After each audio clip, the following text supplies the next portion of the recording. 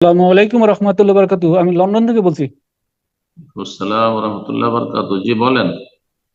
আমার প্রশ্ন হলো, যখন জামাতে সালাত পড়ি, তখন কিছু কিছু লোককে দেখা যায়, ইমাম যখন রুকুতে থাকে তখন আচ্ছা সরাসরি আল্লাহ আকবার বললে রুকুতে চলে যায়, দ্বিতীয়বারে তাকবীরে তাহরিমের পরে যে দ্বিতীয়বার আল্লাহ আকবার বলবে এটা বলে না।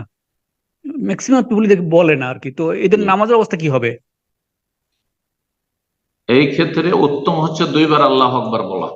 যদি ইমাম রুকুতে আছে আর আপনি বাড়িতে বা অন্য কোনো অঙ্গে আছে, সালাত শুরু হয়ে গেছে, আর রুকুতে সেজদাতে বৈঠক কোনো জায়গায় আছে, আল্লাহ আকবার এটি হচ্ছে তাকবীরে তাহরিমা, এটা হচ্ছে রুকুন ফরজ। এটা যদি না বলে আর এটা নিয়ত না করে তাহলে সালাত হবে না।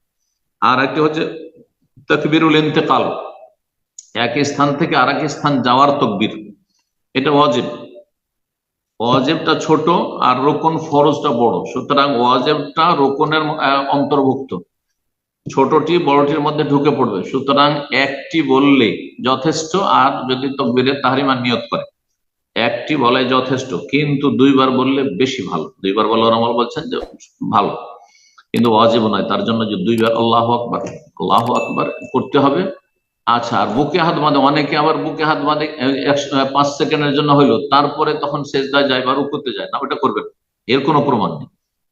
আপনি ফালিয়াসনা কামা ইয়াসনা আল ইমাম, হাদিসে রয়েছে যেমন ইমাম করছে তেমনি আপনি করা শুরু করেন আল্লাহু আকবার বলার পরে।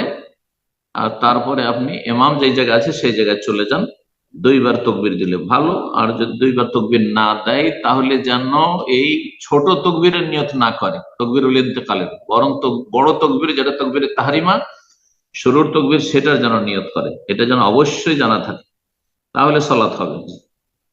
জি, জাযাকুমুল্লাহ।